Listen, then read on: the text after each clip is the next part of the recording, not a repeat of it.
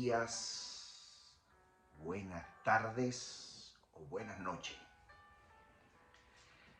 dependiendo de la hora con que usted vaya a escuchar este video que voy a hacer, que después pienso ponerlo en las diferentes plataformas donde actualmente estoy posicionado. Gloria al Eterno. Hoy voy a hablar de un tema que incomoda mucho. Una vez escuché a un rabino de Argentina, decía: mientras más luz, más sombra. Más luz, más tiniebla. Es tremendo porque a la medida que uno va avanzando en esta sabiduría de Dios que está plasmada en libros antiquísimos, los libros judíos, en la Mistrá, en la Gemara, en el Talmud, que son complementos, parte de la historia judía, la idiosincrasia judía, y opiniones de rabinos que evidentemente fortalecen la fe de uno. No es que uno pierde como alguien me dijo por allí, que cuando uno estudiaba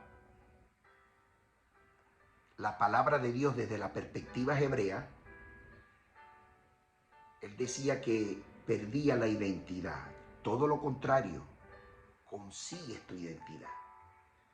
¿A dónde perteneces? ¿Dónde está ubicado tu conocimiento y dónde está tu corazón? Mi corazón está puesto en el Dios eterno, el Dios de Israel, Yohei Bajei, y por supuesto en el Mesías prometido, que en este caso, según los estudios que he profundizado en eso, sin lugar a duda es Jesús, porque la resurrección fue hecha para que Él fuera primogénito en todo, desde su nacimiento hasta la creación divina, porque el mundo fue creado por el alma del Mesías.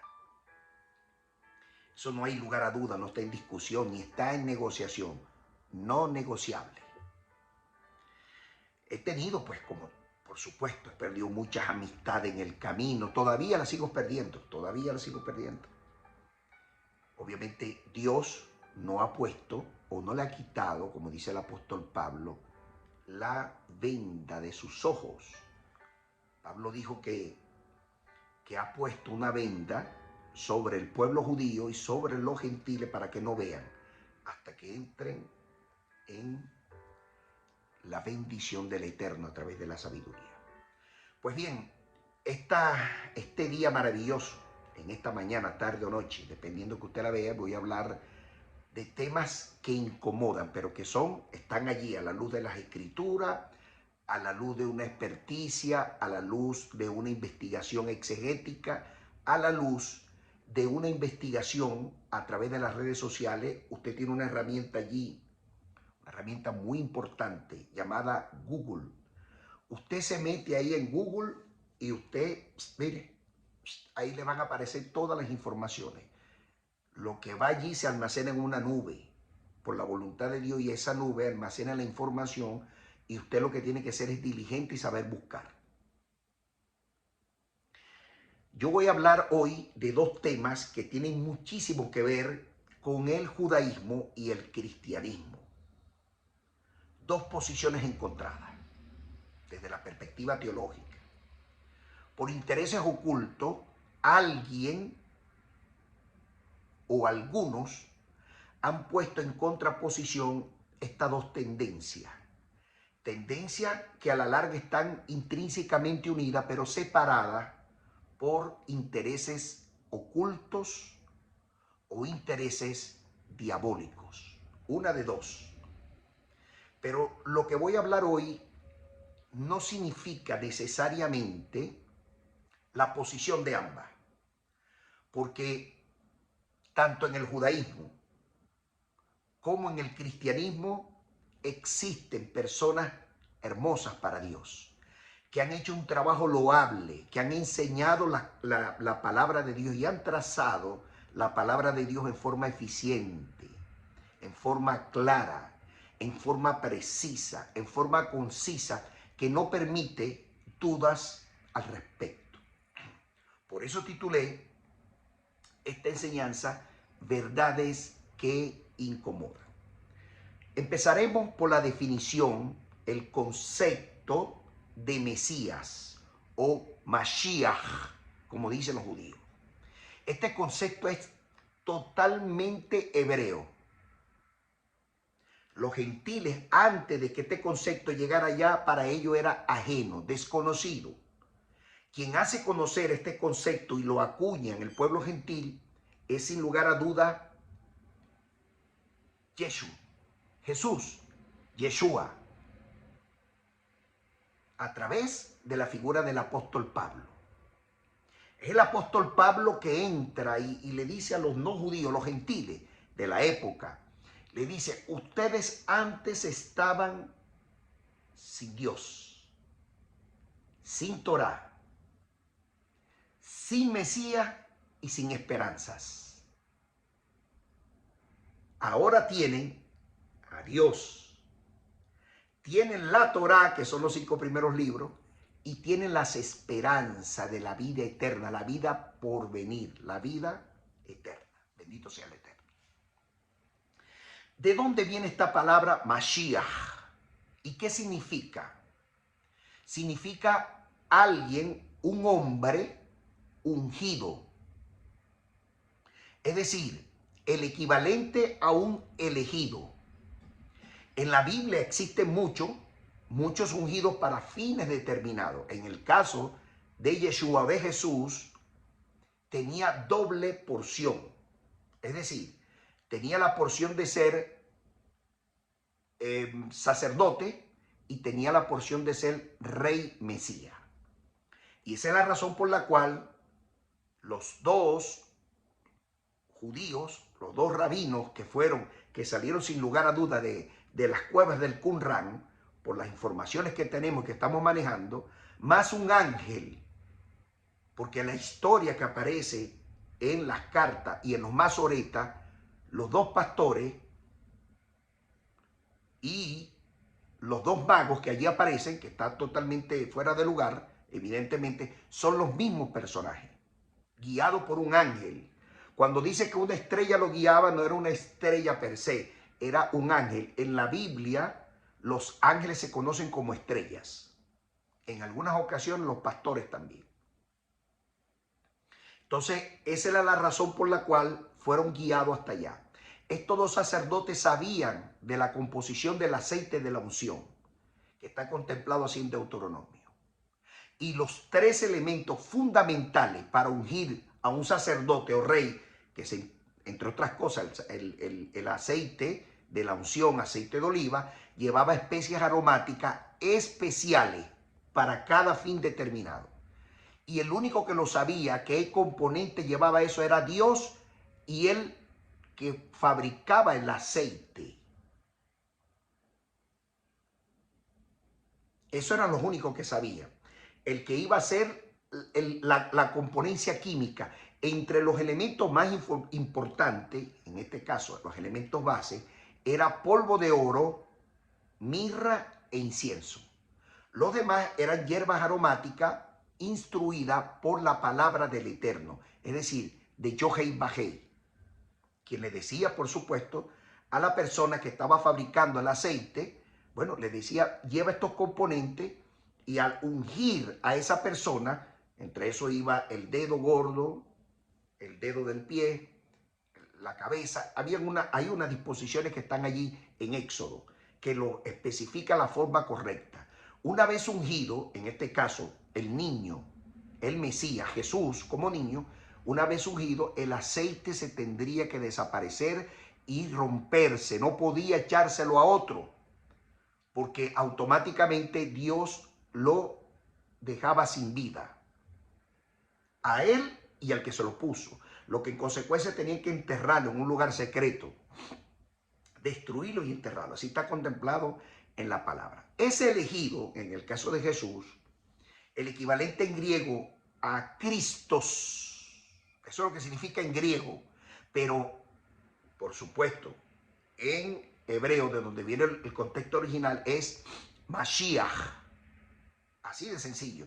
Y nosotros tenemos que buscar lo original, que en griego significa Christos o Cristos, es el equivalente de Jesús el Mesías. Jesús el Cristos. Jesucristos es Jesús el Mesías, porque el concepto del Mesías es totalmente hebreo. Y Jesús, sin lugar a duda, era un hombre, un niño hebreo que nació hebreo, se formó como niño, nació, se desarrolló, estudió Torá, vivió como nosotros, como todos nosotros, como usted y como yo, una vida normal de un ser humano. Y después Dios, por supuesto, lo terminó de consagrar a través, por supuesto, de la purificación. Y se lo hizo saber, la purificación es meterse dentro de las aguas, de forma desnuda, como Dios lo trajo al mundo. Y se lo hizo saber allá en Getsemaní. Ahí le hizo saber que era el Mesías. Ahora, el Mesías en el judaísmo ha sido bien definido. En el judaísmo no hay problema con la definición de Mesías. Tiene que ser un hombre mortal, que tenía que morir o tiene que morir en el sentido estricto. Eventualmente, junto con la muerte, iba a legar un reinado y se lo iba a dejar, por supuesto, a uno de sus hijos, tal como pasó con el rey David. De hecho, el linaje de Jesús viene de David. Y la traducción o la tradición, para ser más exacto, la tradición judía dice que tiene que descender un retoño de allí. Es decir, tiene que descender de Isaí. Isaí es el padre de David. Y cuando habla de un retoño, significa que viene, que saldrá de la cepa de Isaí. Cuando habla de la cepa, oiga bien, está hablando de semen. Semen humano. No de la magia que pasó por ahí, alguien tiró una magia. Eso no es verdad. Eso es antibíblico, insostenible, insustentable teológicamente. Y ese vástago desde pequeño, porque así se llama cuando el semen fecunda, ¿verdad? El semen fecunda los ovarios, ahí hay un vástago, desde la perspectiva, oiga bien, bíblica, una fecundación. Así se manejaban los términos antes. Y dice que ese vástago iba a florecer de sus raíces. ¿Cuáles son las raíces? El óvulo. Es algo tan sencillo y la gente se complica tanto. Dios mío. Y esa es la razón por la cual hasta el día de hoy, oiga bien, hay plegarias hebreas, que hasta el día de hoy, o rezos hebreos en la sinagoga, donde dice que florezca la flor de David y la memoria del Mesías Ben David aparezca delante de nosotros. Y sigue la plegaria, pero forma parte del sentir, del pensar y del actuar del judío. Algunos de ellos todavía Dios no le ha quitado el velo y por lo tanto no pueden ver al Mesías. Por eso Maimónides es especialista en eso. Dice que se aparecía, que no se aparecía. En fin, es algo bien interesante y obviamente la figura del Mesías. Ahora, en la actualidad, muchas familias judías pueden trazar ese legado. ¿A qué me refiero? Hoy en día existe en Israel y en el mundo, donde están expandidos todos los judíos, existen gente que son del legado, que vienen de la línea de David, comprobado genéticamente. Los judíos tienen control de eso. Obviamente son parientes con Jesús también, porque Jesús viene de esa línea, de la línea davídica, del mismo linaje de Jesús de Nazaret. Fíjense lo que dice Apocalipsis 22:16. Quiero leerlo junto a ustedes, porque yo quiero entrar en materia y quiero profundizar en esto, porque del lado contrario, es decir, del cristianismo, ha habido mucha tergiversación, mucha oposición. Mientras más luz, más oscuridad. Y la oposición radica simplemente por el espíritu antisemita que cargan muchos ministros, incluyendo pastores. Odian al pueblo de Israel. A mí me consta. Yo he conversado con muchos. Y cuando hablan del pueblo de Israel, hermano, se incomodan.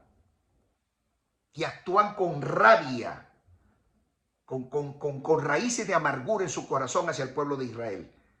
Y si no aman al pueblo de Israel, menos van a amar a Jesús. Jesús es hebreo. Y menos los apóstoles, por supuesto. Porque si tú amas a Jesús, que es hebreo, tienes que amar al pueblo de Israel. Es más, hay una promesa.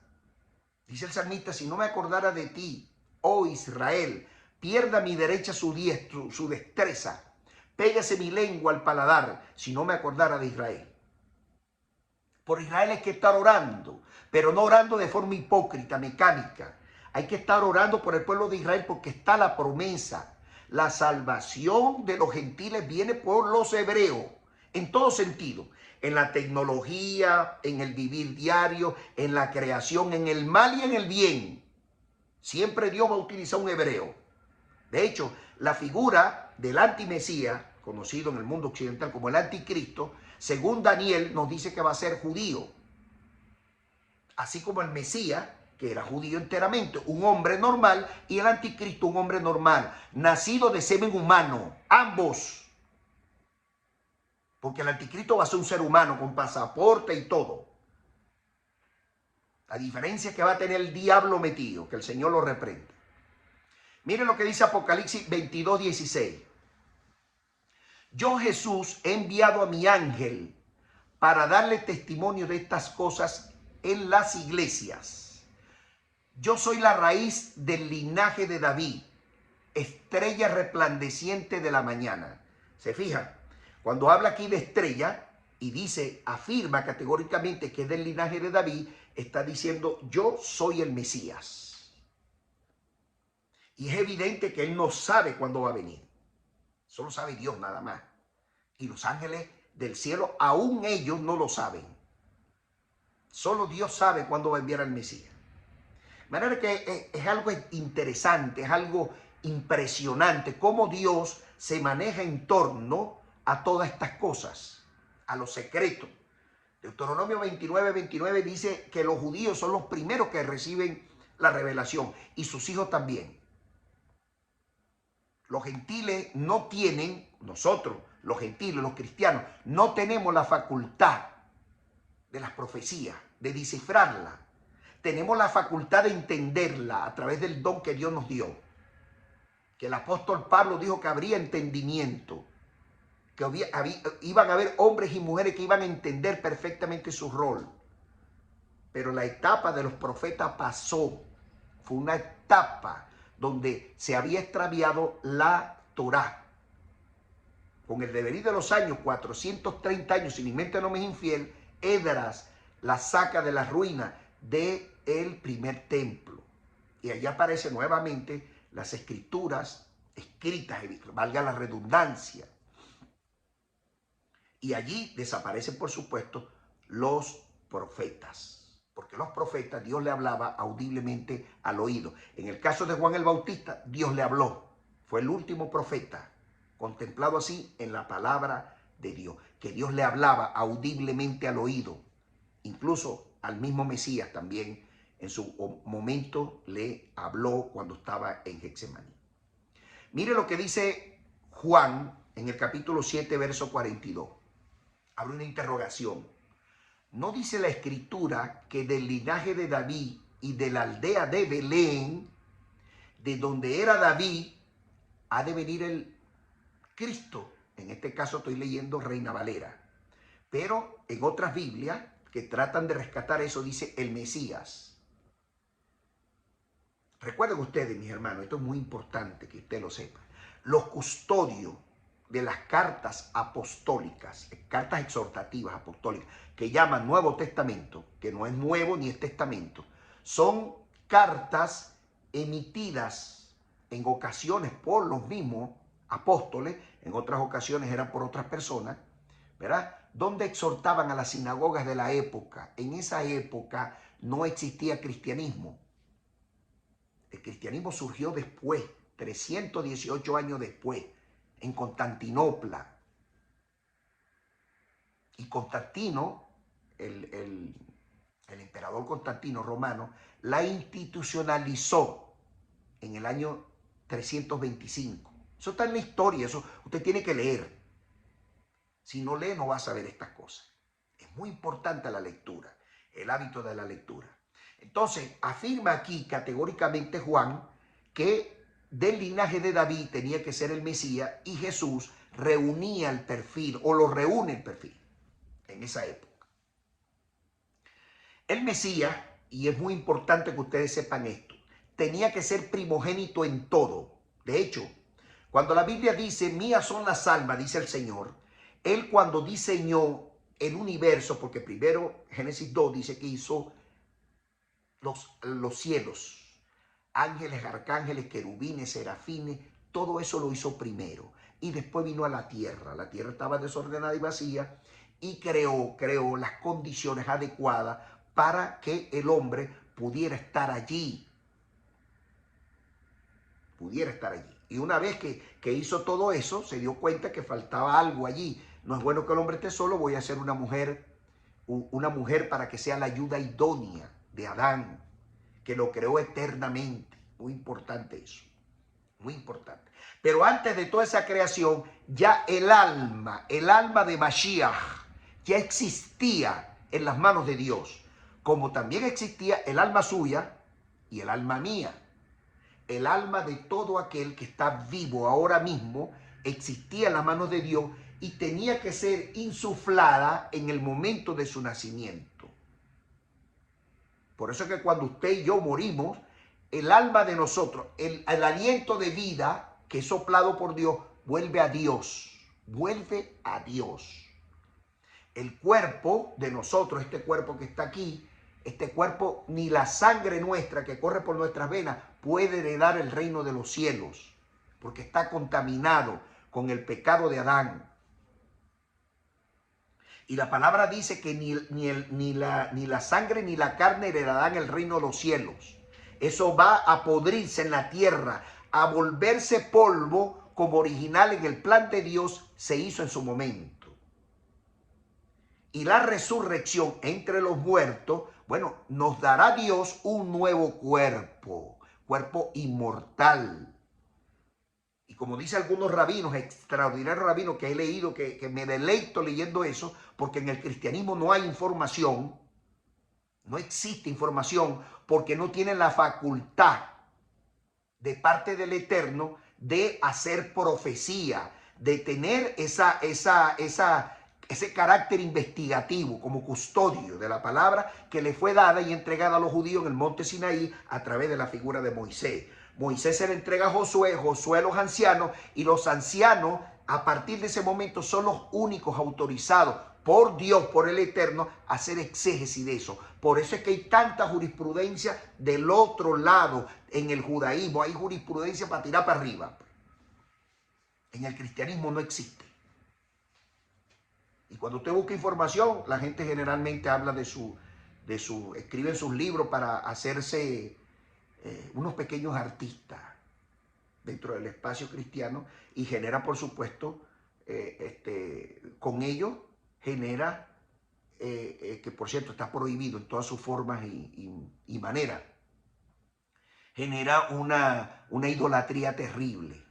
Porque conozco mucha gente que idolatra a predicadores que están aquí en las redes sociales.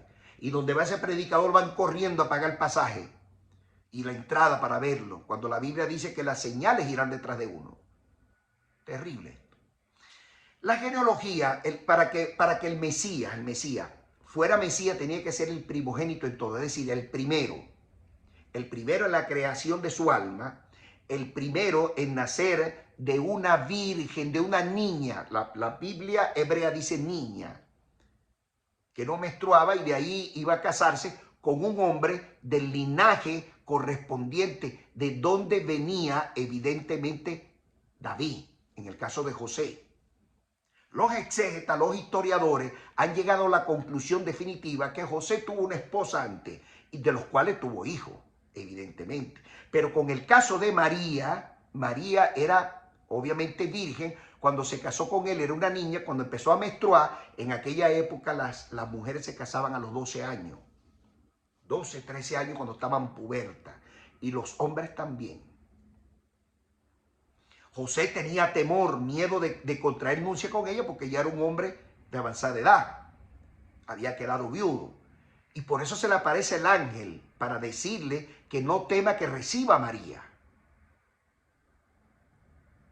Que reciba a María.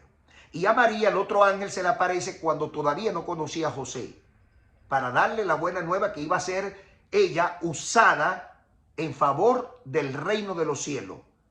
Y por eso ella dice allí, no conozco varón, porque todavía no conocía a José. Lea bien las escrituras.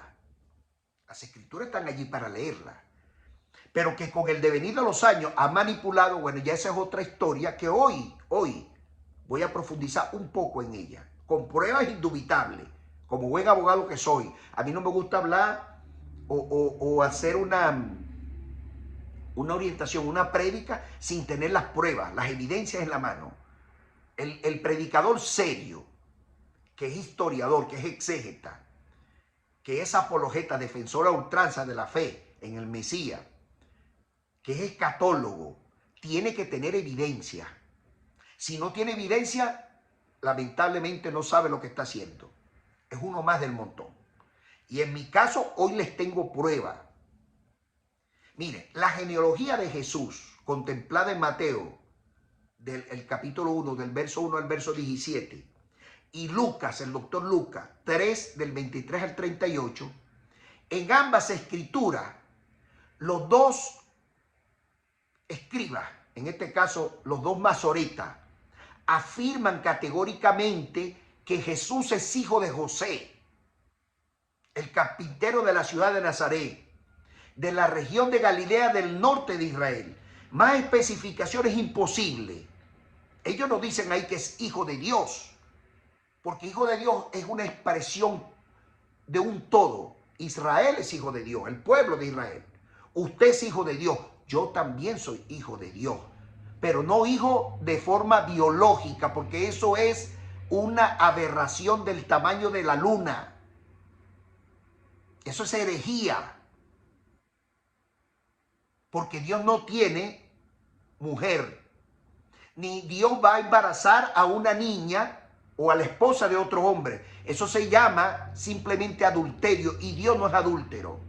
Tampoco Dios tiene miembro eréctil, ni tiene mano, ni tiene pie. Dios es una nube, se manifiesta en nube, a veces en un silbido, a veces se manifiesta en forma de fuego, etcétera, etcétera y más, etcétera. Pero no como hombre, como usted, como yo, porque Dios no es hombre, ni hijo de hombre, ni es ángel tampoco, ni arcángel, ni querubín. Dios es creador de todas las cosas que pasan. Y nadie ha visto a Dios. El que ve a Dios se muere. No me cambie el canal, porque yo estoy liberando mi sangre hoy delante de ustedes. Como le dije a un amigo mío por allí, le hice saber, yo he lavado mis manos delante de ti, pero si tú quieres seguir creyendo eso, ese es problema tuyo, pero yo cumplí en presentarte la verdad absoluta. La verdad absoluta, no relativa, absoluta. Bendito sea el Eterno. En el judaísmo, la figura del primogénito es importantísima. No existe primogenitura de adopción. Eso nada más está en la mente de los occidentales, es decir, de los griegos, de los romanos. Porque Jesús no era adoptado de nadie, como dice la Iglesia Católica, que como era hijo de Dios, entonces José lo adoptó. Eso es una aberración del tamaño de la tierra, insisto. Porque Jesús no solamente fue presentado, circuncidado a los 8 días, sino que un mes después le hicieron el pidión Abén, lo que significa y certifica efectivamente que Jesús es hijo biológico de José. Y no hay duda al respecto. Debatir ese punto es una tamaña irresponsabilidad y es una ignorancia a plenitud, pues la ignorancia es atrevida. En el judaísmo los primogénitos no se adoptan. Quizás ahora sí, pero en el tiempo de antes no. No se puede llamar el primogénito a una persona adoptada, porque la condición sine qua non es que abra matriz, sea el primero que salga de ese vientre. En el caso de José, José era primogénito a través de la esposa, por supuesto, de Jacob. Y también era primogénito Rubén, el hijo de Lea. La primogenitura es el que abre matriz. Ese es el concepto hebreo, hasta hoy debatible, hasta el día de hoy. Conceptuado, entendido, discutido y aceptado. Pero no como los gentiles, como nosotros los gentiles. Que en el cristianismo nos dijeron, por supuesto manipulado abiertamente, que el Mesías es hijo putativo de Dios. Y eso es inexistente desde todo punto de vista. El Mesías, mire, la figura del Mesías para los judíos tiene que tener unas condiciones específicas. Un líder sin igual. Un líder. Que donde pasara ese líder arrastrara multitudes y la aglutinara. En el caso de Jesús los cumplió. Un genio sabio en la interpretación de las escrituras. Jesús la cumplió.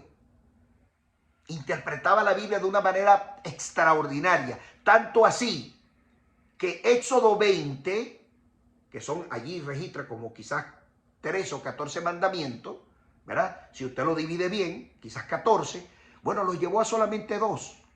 Ama a Dios con toda tu mente y con todo tu corazón y al prójimo como a ti mismo. Eso es sabiduría que se le fue dada del cielo. Nada es dado a los hombres si no viene del cielo. Y el Mesías cumplía con todo eso. Un carácter meramente político, porque tenía que entender cuál era la problemática existente en una tierra que estaba sitiada, controlada, gobernada por extranjeros, en el caso de Roma. Mas, sin embargo, Jesús, en medio de esa multitud, presentó un liderazgo sin ninguna contienda con ninguno de los líderes de la época. A Jesús no lo matan los judíos, a Jesús lo mata el romanismo, el látigo de Roma. Y quien arenga la muerte de Jesús no eran judíos, eran edomitas.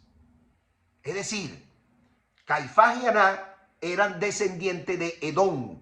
¿Y de dónde vienen los edomitas? De una mezcla entre la hija de Ismael y Esaú. Y ellos eran los que tenían el control del sumo sacerdocio, cuando no era su lugar, porque el sumo sacerdocio tenía que llevarlo los levitas. Y esa es la razón por la cual la arenga de matar al Mesías. Y el Mesías muere en la cruz para Dios demostrarle al mundo que la resurrección era posible, porque el Mesías tenía que ser primogénito inclusive hasta en la resurrección entre los muertos. Primogénito en todo el primero. Eso lo dice el apóstol Pablo, con permiso.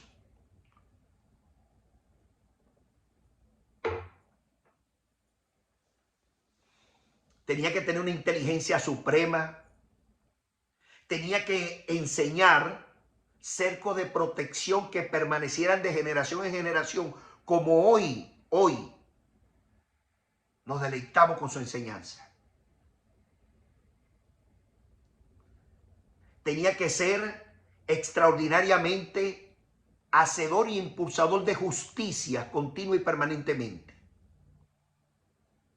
Por eso es que Mateo, Lucas y Juan afirman que el padre biológico, sin lugar a duda, de Jesús era José, carpintero de Nazaret.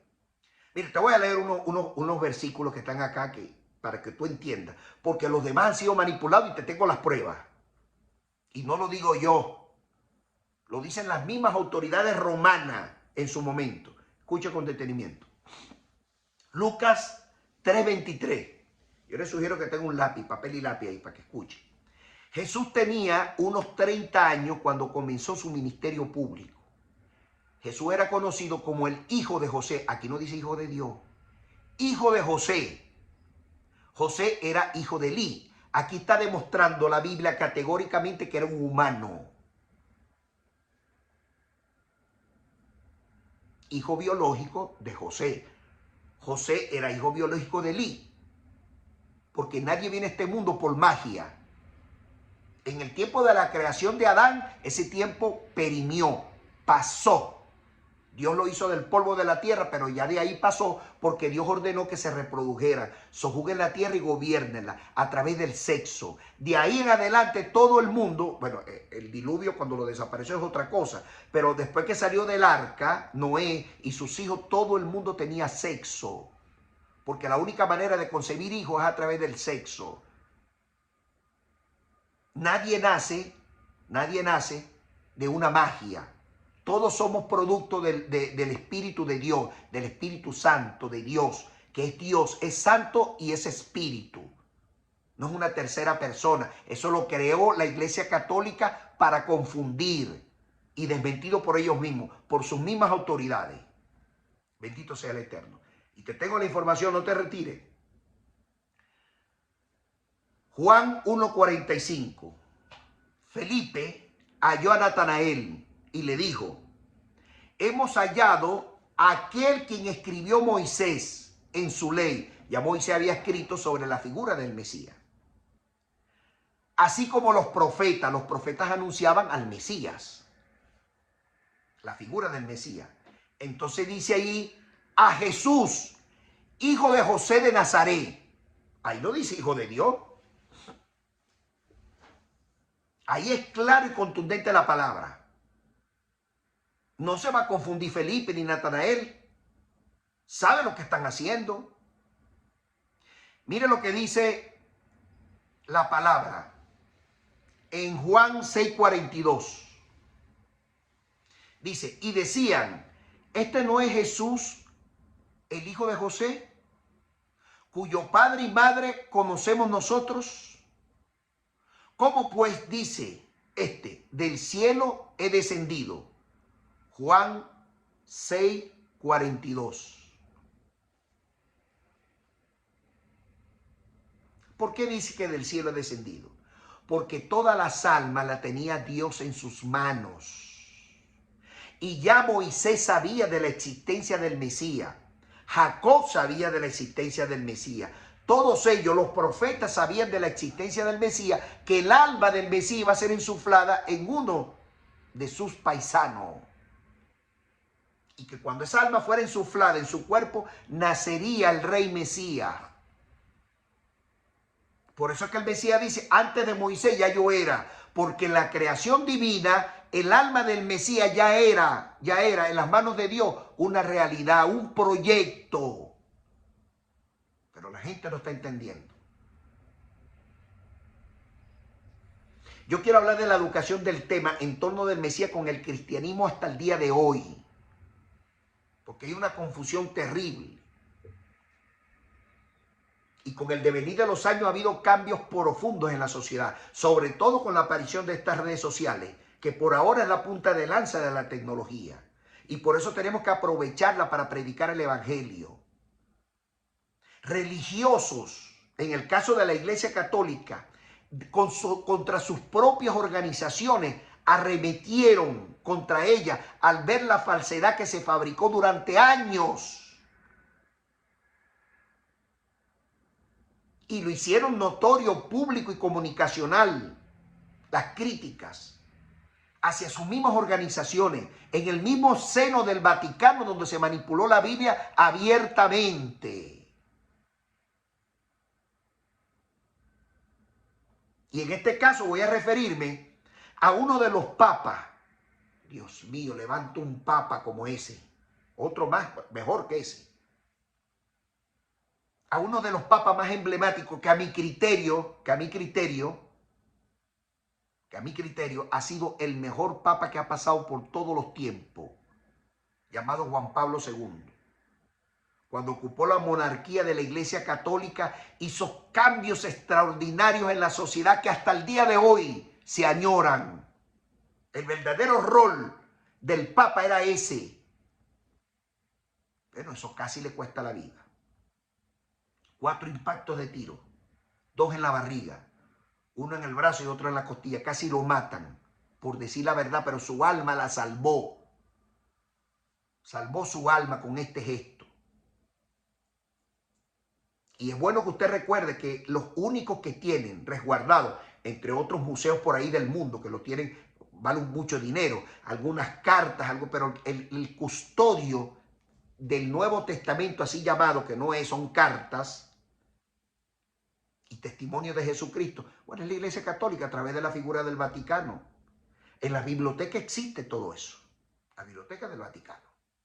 Y ellos, el mismo Papa desmontó todo eso. Estoy hablando de Juan Pablo II. Mandó a buscar Mateo y empezó a hablar del libro de Mateo y dijo, esto que está aquí no aparece aquí. Lo que en consecuencia alguien lo metió aquí. Esto no existe, no es real. Él mismo lo dijo públicamente. Al parecer no estamos leyendo.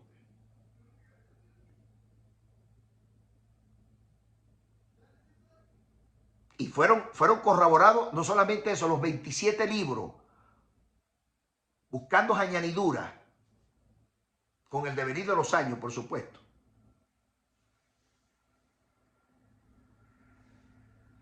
Miren, en Israel no existe, hasta ahora no existe, arqueología que hayan sacado libros que tengan que ver con el Evangelio de Jesucristo. Hasta ahora no existe. Posible que en el futuro aparezca, pero los rollos del Qumran hasta ahora no lo muestran. La cueva número 4 lo que habla es de Vanus, habla del maestro de justicia. Bueno, los eruditos y los investigadores, los exetas hemos creído que se está refiriendo, por supuesto, a Jesús y se está refiriendo, por supuesto, a Juan el Bautista. Aunque hay diferencias encontradas, porque no dice tácitamente, solamente lo insinúa. ¿Por qué no existe? Bueno, porque en ese tiempo, no existía el cristianismo. Ahora, las evidencias arqueológicas de hoy, del Nuevo Testamento así llamado, eso fue después, se calcula, entre 50 y 100 años después de la muerte y resurrección de Jesús. Se calcula porque no tenemos experticia de carbono 14, no la han querido hacer y las razones son obvias. Y en ese periodo de Jesús, en la muerte y la resurrección de Jesús, bueno, han habido cualquier cantidad de manipulaciones.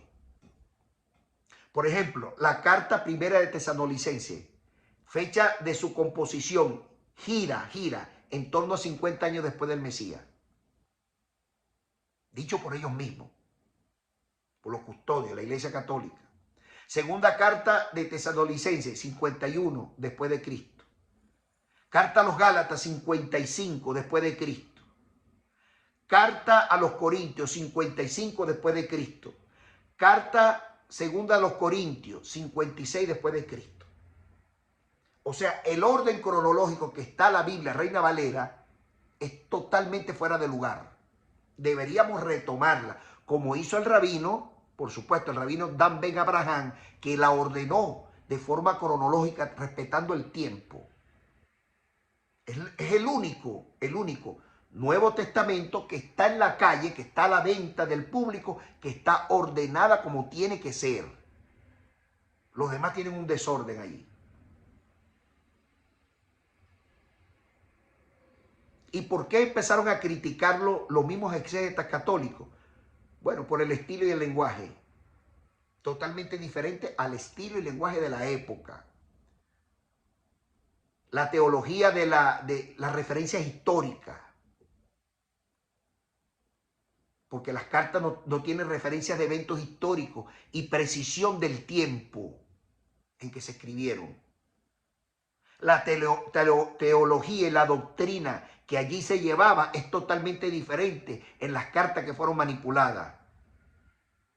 Y se cree que fue un escriba católico con la intención de crear una hegemonía. Y es importante que se diga esto y siempre, porque en esos manuscritos tradicionales de la Iglesia Católica a lo largo del tiempo han sido tan manipulados que han desaparecido casi la autenticidad en su fecha de composición, de tiempo. Y esos documentos son de carácter público, de dominio público, no privado. Porque es para la humanidad. La historia del Mesías, la historia del judaísmo es universal. No puede ser para particulares, ni para instituciones de ninguna naturaleza. Porque la palabra de Dios es de todos y para todos. Con permiso.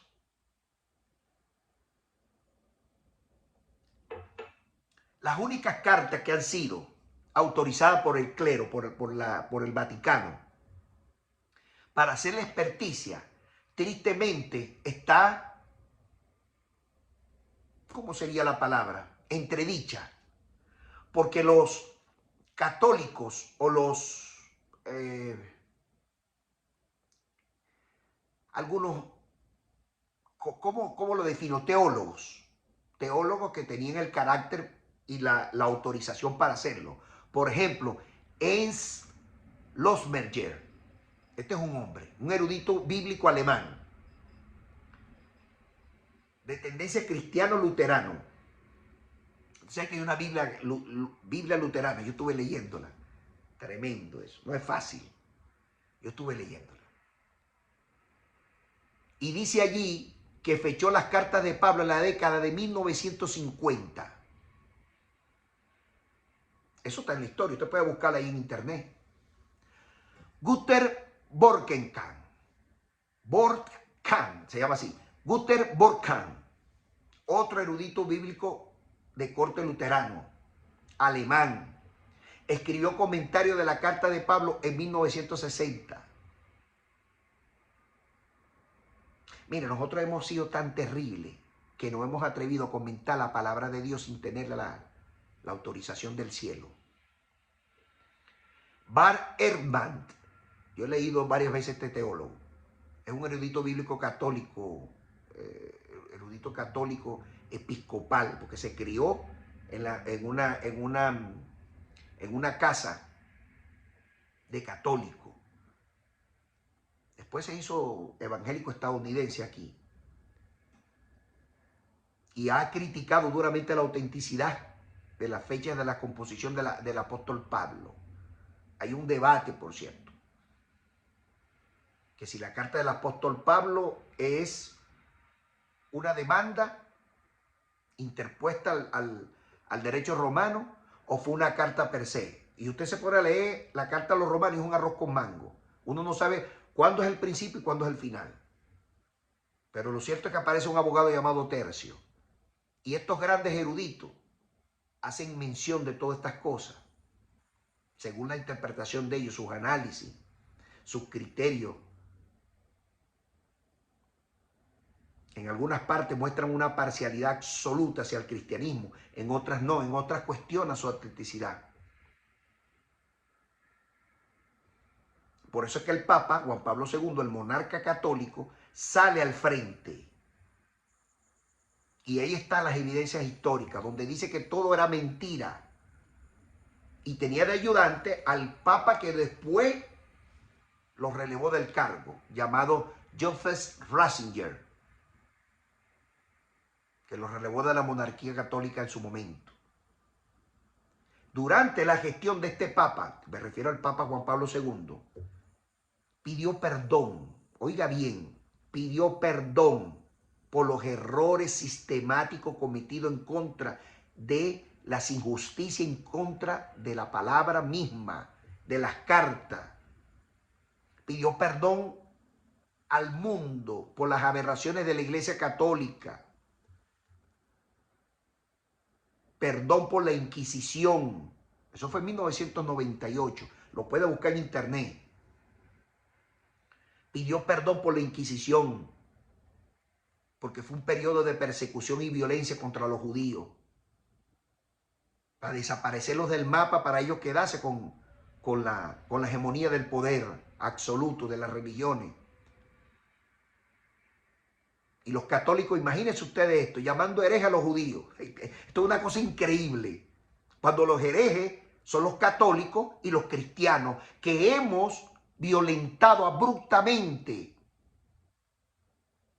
el pensar y sentir y actuar de la Biblia, que le fue dada en custodia al pueblo judío, que deberíamos estar en sintonía todos con ello. Y se desató la persecución más grande, la Inquisición. A Reina Primera, la católica la llamaban. Se le metió el diablo y quemaba a los judíos en la hoguera. No eran cristianos, eran los judíos, que después aparecieron por ahí unos cristianos que todavía está eso en discusión, si fue cierto.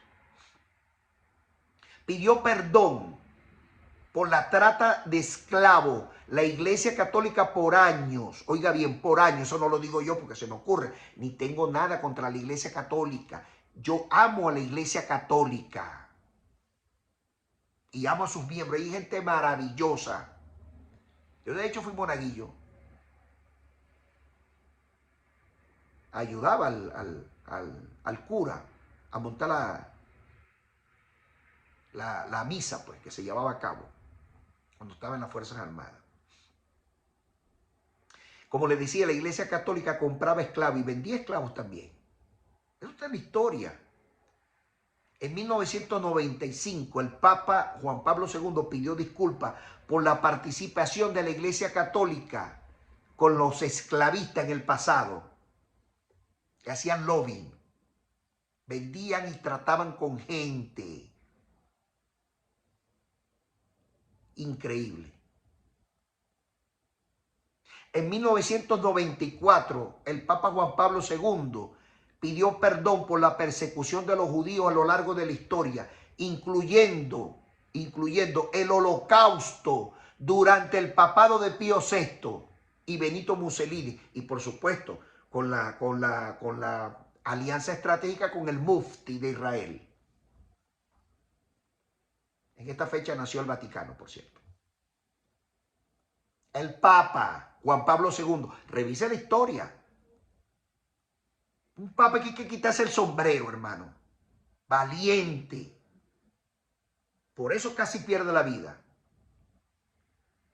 Pidió perdón por los errores en el 2000, en el año 2000. El Papa Juan Pablo II se disculpó por los errores de las injusticias cometidas por la Iglesia Católica a lo largo de la historia, incluyendo opresión a los pueblos indígenas. ¡Wow! La Iglesia Católica oprimía a los pueblos indígenas para quedarse con la riqueza. Terrible. La persecución contra el que pensara diferente a ellos, llamados herejes. Tremendo. Mire lo que dice aquí. La posición de la Iglesia Católica sobre la Biblia. Estoy leyendo. La Iglesia Católica considera que la Biblia es la palabra de Dios inspirada por Dios y que tiene mucha verdad en ella. Sin embargo, la Iglesia también reconoce que el libro escrito por los hombres se ha cometido errores, han cambiado, han quitado, han interpolado y han hecho contradicciones, dicho por ellos mismos. Y muy importante que usted lo sepa, los católicos, los evangélicos, de donde se desprendieron todo, por eso le dice la gran ramera, evangélicos, cristianos, pentecostés, aleluya, como usted lo quiera poner, testigo de Jehová, adventistas, todos tienen la misma Biblia, porque las acuña y las distribuye la Iglesia Católica. No existe una biblioteca cristiana que no sea de la Iglesia Católica, sobre todo en el occidente. Esa es la verdad. La Iglesia Católica, sigo aquí leyendo, reseña que la interpretación de la Biblia debe ser realizada en el contexto y en la tradición de la enseñanza del pueblo de Israel, que es la que tiene el monopolio. La Biblia debe ser leída en su conjunto y no en pedazos, como acostumbramos allá en el occidente. Agarramos un versículo de aquí, un versículo de allá, hacemos un arroz con mango y creemos que un tal espíritu nos está tomando. Eso se llama espiritismo, brujería cristiana. Y empezamos a hablar de qué lengua. Saca Rambo la bazuca cuando eso, la lengua es idiomas. Tremendo esto. Y sigo leyendo aquí. Teniendo en cuenta el contexto histórico judío y su cultura en la cual fue escrita. Lógico, porque el Nuevo Testamento, entre comillas, las cartas, son más parte del complemento histórico de la Torá, de los 5 primeros libros. Incluso los profetas forman parte también del componente base, que es la Torá. De manera que el Papa pidió disculpas por todos esos errores, tanto bíblicos como injusticias cometidas por la Iglesia Católica. En ese periodo que estuvo del 78 hasta el 2005 en su gestión. Influyentemente respetado. Mire, yo me acuerdo cuando estaba en Venezuela viviendo, que iba a llegar el Papa a Venezuela y la multitud era impresionante. Esa gente amaba al Papa Juan Pablo II. Niños cantando, hombres cantando, adultos, porque amaban a ese Papa, porque el Papa peleaba por la justicia social de los más necesitados. ¿Qué diferencia con este Papa nuevo, el Papa Francisco? Que es todo lo contrario, es la antítesis del Papa Juan Pablo II, del Papa. Mira, te voy a presentar algunas de las virtudes de este hombre, de sus luchas. Logros en la Iglesia Católica, renovación de la Iglesia Católica, impulsó una renovación completa de la Iglesia Católica, enfatizando la importancia de la fe, el buen comportamiento y la moralidad, y que tenían que salir de esas 4 paredes a evangelizar. Eso lo hizo Juan Pablo II en su encíclica, en sus cartas. Reforma del Código del Derecho Canónico. Por cierto, los abogados occidentales estamos formados bajo ese principio. En 1983, Juan Pablo II promulgó una nueva versión del Código de Derecho Canónico que actualizó las leyes de la Iglesia y las hizo más accesibles. Hoy están cambiadas. Volvieron de nuevo al pasado. Terrible. Convocación del Sínodo de los Obispos. Juan Pablo II convocó varios sínodos de los obispos para discutir temas importantes, entre ellos la familia, la vida consagrada a la iglesia y la evangelización. Eso se perdió, literalmente. Tremendo. Logros en la promoción y la paz y la justicia mundial. Juan Pablo II fue defensor a ultranza de los derechos humanos. Todos nosotros lo vimos. El Papa que está ahorita, todo diferente. No pelea por los derechos humanos, sino por los de los comunistas y terroristas. Qué terrible esto es. Juan Pablo II, defensor de los derechos humanos, especialmente donde las violaban sistemáticamente en el mundo. Promocionaba la paz del mundo, no la guerra. En los conflictos del Oriente Medio, los Balcanes, se metía allí sin armas y sin nada. A hablar con la gente para... Mire, que bendito sea Dios, ¿vale? Con este hombre, ¿vale? Qué cosa tan impresionante. Es un papa que hasta los judíos lo respetaban. Se ganó el respeto. ¿Quién no se gana el respeto así? Por eso es que en el discurso, uno de los discursos más grandes de la historia, sin lugar a dudas, de Jesús, bienaventurado, ¿verdad? O bendecido es la palabra, en realidad, bendecido aquel que lucha por la paz, porque serán llamados hijos de Dios. Esto era verdaderamente un hijo de Dios. Está en la gloria del Señor. No me quedan dudas, para nada. Apoyó la lucha contra la pobreza, de verdad. Sacaba dinero del Vaticano para darle a los pobres. No tirándose fotos y después se va y deja a la gente peor de como vino. Se comprometió a luchar contra la pobreza y la desigualdad, especialmente en los países que estaban en desarrollo. Logros de la promoción del diálogo interreligioso. Escuche, dialogó con los judíos. Juan Pablo II se esforzó en mejorar las relaciones entre la Iglesia Católica y la comunidad judía. Hoy están rotas. Este Papa tiene rotas las relaciones con el pueblo judío. porque piensa como comunista. De hecho, es comunista. Israel es el único país democrático que hay allá, en el Medio Oriente. Visitando los campos de concentración en Auschwitz, condenado por el antisemitismo. Allá estuvo el Papa, metido, hablando con los judíos, pidiéndole perdón, reconociendo la hegemonía de los judíos sobre la Biblia, que como tiene que ser. No conforme con eso, iba a hablar hasta con los musulmanes, los primos hermanos de los judíos, a través de Ismael. Se esforzó por mejorar las relaciones con la Iglesia Católica y la comunidad musulmana. Visitó varios musulmanes, mezquitas. Ayudó a que salieran de las cárceles muchos que fueron condenados por violencia de los musulmanes. Dialogó con las iglesias ortodoxas, sobre todo la que está en Europa del Este, las iglesias católicas ortodoxas. Vamos a ver las luchas de la vida y la familia. Oye, qué tremendo esto. Estos son los temas que uno tiene que predicar hoy, mi hermano. Estos son los que edifican. Y mi hermana que está ahí escuchándome. Logros del Papa Juan Pablo II en la promoción de la vida y la familia. Defensa de la vida. Juan Pablo II fue defensor firme y categórico del derecho de la vida, especialmente en lo que respecta al aborto y a la eutanasia. Hoy en día la Iglesia Católica no anda en esa onda. Cree en el aborto, lo promociona y lo financia. Y cree en la eutanasia. Oye, mire, qué tremendo. ¿Qué está pasando en la Iglesia Católica, vale? ¿En qué parte nos perdimos? ¿O se perdieron? Bendito sea Dios. Promoción de la familia.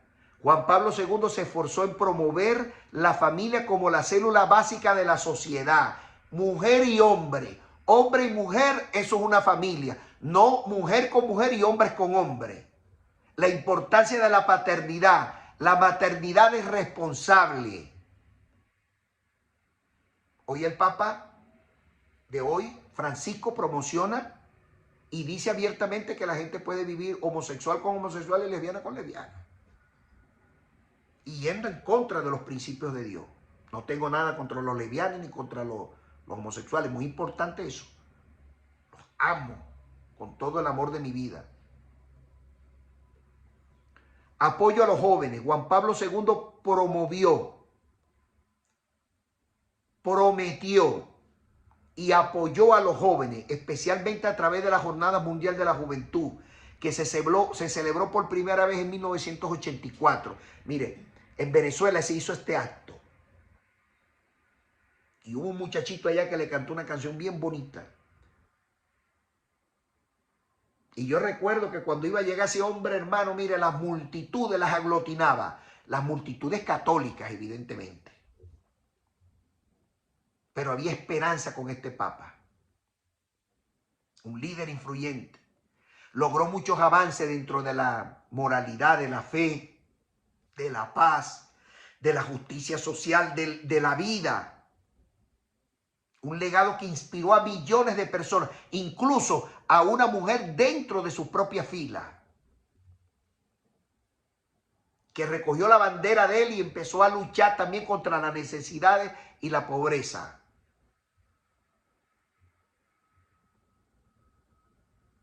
Gracias al trabajo y a la transparencia de su gestión.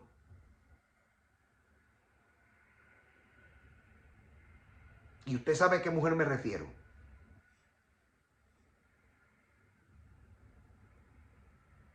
Una mujer que trabajó arduamente de la mano del Papa. Y el Papa la reconoció públicamente. Juan Pablo II me estoy refiriendo. Por estas razones, oiga bien, el 13 de mayo de 1981, el Papa Juan Pablo II fue objeto de un atentado en la Plaza de San Pedro, en la Ciudad del Vaticano. El autor del atentado se llamó Melhed Ali Atka, un turco de 23 años, había sido contratado supuestamente por la inteligencia militar turca. Esa investigación quedó dudosa porque hubieron muchas especulaciones terribles. Razones del atentado: oposición a la política del Papa dentro del Vaticano. Juan Pablo II, como era defensor de la democracia y la libertad, había sido criticado por los regímenes no solamente comunistas y autoritarios, sino también dentro de su conglomerado. Sus cómplices y aliados de ATCA pudieron ver en el Papa un obstáculo como objetivo político. Venganza por la oposición del Papa en la invasión turca a Chipre. En 1974, Turquía había invadido la isla de Chipre. Por cierto, ahí estuvo Pablo, el apóstol Pablo. Lo que había generado una gran tensión entre Turquía y la comunidad internacional. El Papa Juan Pablo II había sido crítico por la invasión y había apoyado la causa de los chiprotas griegos, luchador de la libertad. El Papa Francisco apoya al régimen comunista, no solamente al de Venezuela, sino de Hamás y de todas esas cosas. O sea, hermano, todo lo contrario. La Iglesia Católica hoy tiene una imagen terrible. Dios mío, levanta pronto un líder allí que le lave la cara a mis hermanos católicos, que tanto lo merecen. Influencia, dice aquí, influencia de inteligencia militar turca. Dice que este tirador había sido un terrorista de los lobos grises y que había sido contratado para tal atentado. Tuvo conexiones con Unión Soviética.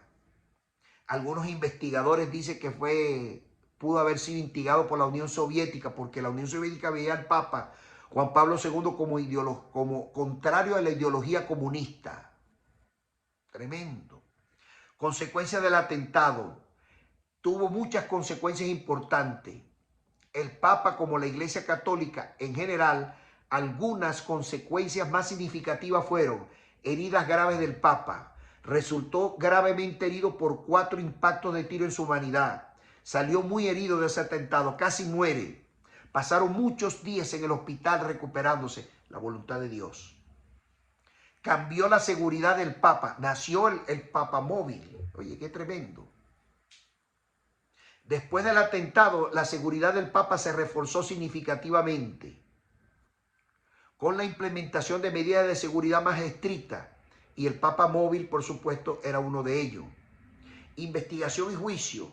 Acá fue arrestado y juzgado por el atentado el tirador y fue condenado a cadena perpetua. Sin embargo, fue indultado en el año 2000 y regresó a Turquía. Es decir, le perdonó la vida a su propio, ¿cómo es que se llama? Homicida. Bueno, el intento de homicidio. Y no solo, mire, mi hermano querido, que es tremendo. Esto no es fácil. No es fácil. Un hombre en la monarquía que habla abiertamente de esto, que diga que se manipuló las escrituras, y aún así el pueblo evangélico persiste en estar predicando basofia. Cuando él dijo que eso del Padre, del Hijo y del Espíritu Santo era mentira, que Dios no había engendrado a María, que era mentira. Ahí está la historia. Y sin embargo nosotros persistimos en estar predicando cosas que no son, por mantener, por supuesto, una hegemonía. ¿Será que estamos comprometidos? Le voy a poner un video del Papa. Aquí está. Del atentado. Aquí se los pongo para que lo vean.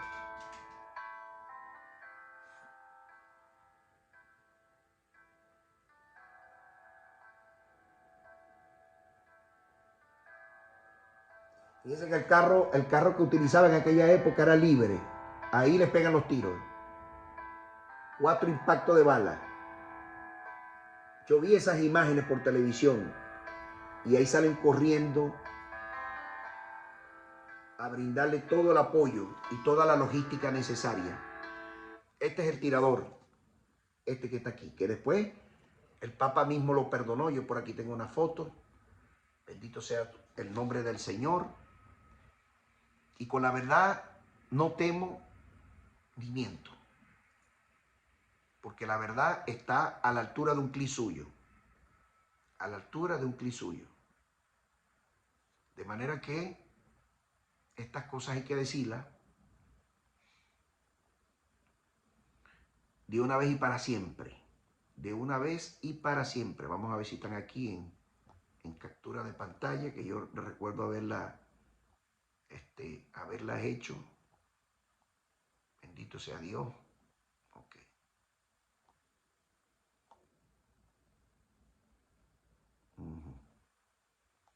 Ok.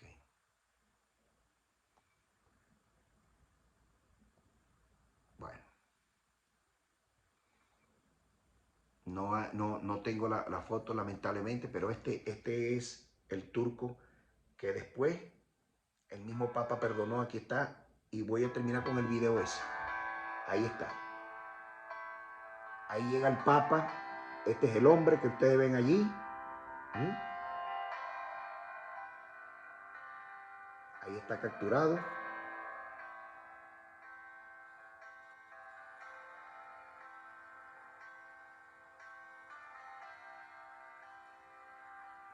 Ahí está el Papa para darle el perdón, el perdón por el intento de homicidio.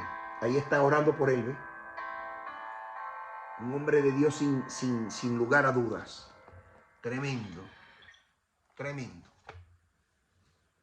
Amados, la intención de este video es llamar a la conciencia, llamar a la reflexión. La humanidad en este momento está sufriendo un vestigio terrible.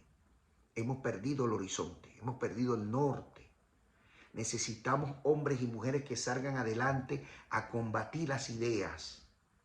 Si nosotros no nos hacemos portadores de la libertad, de los principios que están establecidos en la Biblia, mire, el mundo va a agarrar otro camino, otro rumbo. Y la violencia se puede desatar al extremo tal que vamos a vivir en un conflicto que después vamos a lamentar. Una invitación que le hago a los ministros, a los pastores sobre todo: estudien, intrúyanse, prediquen la verdad, no se amarren con los dogmatismos, que tristemente cuando llegan a ser pastores ya hay una carta que rige los principios y los dogmas en contraposición a lo que Dios dijo en su palabra. ¿A quién obedecemos? ¿A dogmas de hombre o al Altísimo? Yo me imagino al Papa cuando se paró a pedir perdón por esto. ¿A quién estaba obedeciendo? ¿A los hombres o a Dios? Y como dijo el apóstol Pedro, es preferible obedecer a Dios que a los hombres.